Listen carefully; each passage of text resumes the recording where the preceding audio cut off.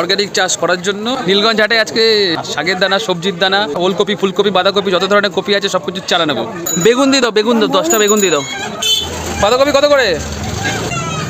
তাহলে কোন কোন গাছ দিলে? ওলকপি, বাঁধাকপি আর ব্রোকলি। ফুলকপি 1 টাকা করে?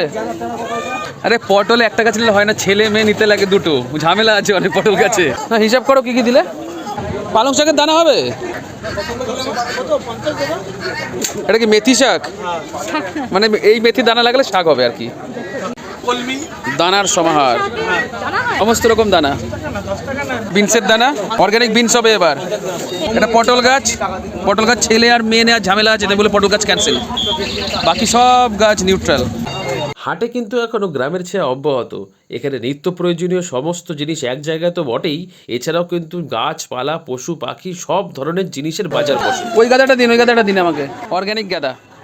শীতকালীন অর্গানিক ফার্মিং এর জন্য গাছের চারা এবং বীজ নিয়ে পৌঁছে গেলাম আমার বাগানে। চাষ হবে তো অর্গানিক, আর পাওয়া যাবে ফুলকপি, ওলকপি, ব্রোকলি, বাঁধাকপি, পালং শাক, মূলো, লঙ্কা, টমেটো, ধনে, মেথি, বেগুন সব কিছু সেখানে। শীত এবার চাষ হবে organic, eat organic, be organic, live organic.